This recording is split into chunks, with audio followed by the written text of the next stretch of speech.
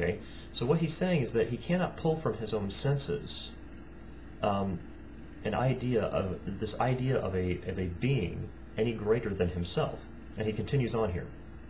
He says, "Now it is certainly very evident by natural light that a thing which recognizes something more perfect than itself is not the source of its own being, for if so, it would have given itself all the perfection of which it has an idea. Hence, the source of its being can only be something which possesses within itself all these perfections, that is, God." Continuing, I'm going to finish this off here because this is so interesting how he concludes this. Because basically what he's saying is, I imagine a being, I can see a being more perfect than myself. If I was only had knowledge of myself, I would be the perfect being that I imagine, but I imagine something better, so therefore God would have to exist. He said, "The mind next considers the various ideas which it has within itself, and finds that there is one idea, the idea of a supremely intelligent, supremely powerful, and supremely perfect being, which stands out from all others. For when we reflect on the idea of God, we see that he is eternal, omniscient, omnipotent, the source of all goodness and truth, and finally that he possesses within him everything in which we can clearly recognize some perfection that is infinite." Okay? So Descartes, by simply thinking about it, now it took him a long time to do this, but by simply applying his own thought, he says, because I doubt and desire, and because I can imagine something better than myself, automatically the idea of God exists, because why wouldn't I be the best?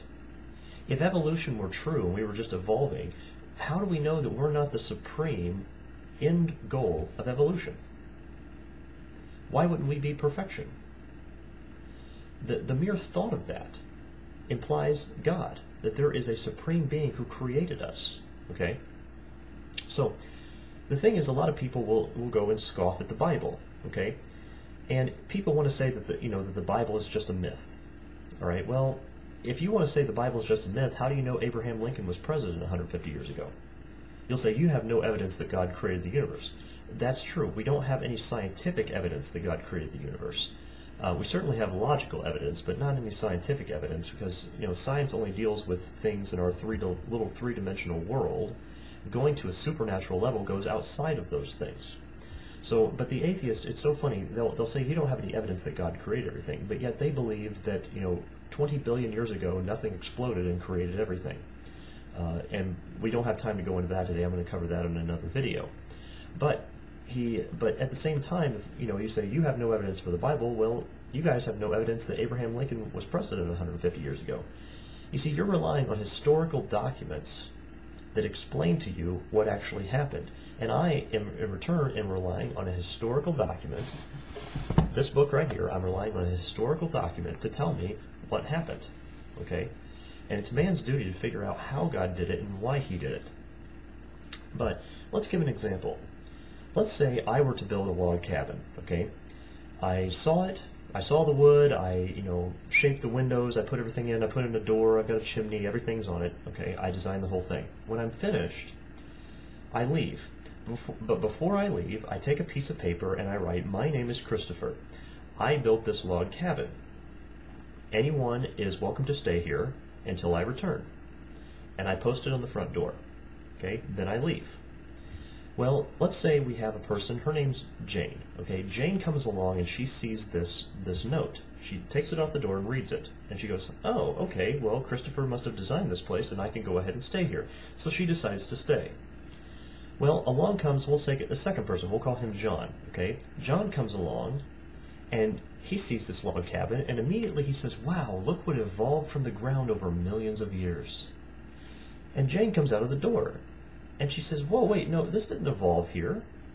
Someone by the name of Chris," and she said, "I found this note on the door. It says that Chris built this place and that we can stay here until he gets back." And John says, How do you know that's true? You can't prove that he actually did that. That could be a forgery. That could be a fake." Well, she's relying on the documentation she was given for this, okay? And that's what we do all throughout history. We're relying on documents. There was nobody alive during the Civil War. Okay, so do we trust the stories that were told during the Civil War? Well, we basically have to. And the problem is, though, is that a lot of the atheistic, humanistic, evolutionary thinking comes down to, modern man is smart and ancient man was just dumb. Well, that's kind of a stupid statement too. We'll cover that eventually. I'm gonna have to make a whole video series on just that topic about how we are only rediscovering many of the things that we think that we were the first. We're just evolving, and we're the first humans to ever invent electricity or to ever have flight. That's not necessarily true, and we'll get to those eventually. We just don't have time right now. But the point is, upon bare logical presentation to the mind, it is self-evident that there's a creator. There's complexity to this universe. It's just like what Michael Behe will talk about in his book. When you talk about something like a Rube Goldberg machine, okay? Rube Goldberg got very famous. If you ever seen one of the, like you go onto YouTube, type in Rube Goldberg, okay? You'll find all sorts of these, funky little machines that people have created. They're kind of funny. They're fun to watch. But the thing is, where you'll have a little marble roll down this thing and hit some dominoes, and it comes down to hit something else and triggers a bunch of things. The question is, it's nothing different. Like if anybody remembers Foghorn Leghorn and Chicken Little off of Looney Tunes, well, Chicken Little used to draw out all these really complex mechanisms in order to smack Foghorn Leghorn in the head or something like that. It was kind of funny. But the question is, which one of those contraptions, there's tons of pieces to the contraption, which one can you remove and the contraption still work? So how does it survive for millions of years of evolution when it doesn't work? It's useless. Mostly it should be gotten rid of, but they claim it just appears. So at some point you have to have these things spontaneously generate, and that doesn't make any sense. It's not logical sense to say those things. It's more logical to say, hey, this was designed to work from the beginning. And if there's any problems with it today, it's because of genetic load, it's because of radiation. There's a lot of deterioration we have today that we wouldn't have had before the flood, and that's another thing we'll have to cover some other time. But for the time being, still it is logical to conclude that there is a creator. So I hope this helps some people, and we will continue on with this subject at another time. I appreciate everybody listening in. Take care. We'll see you next time.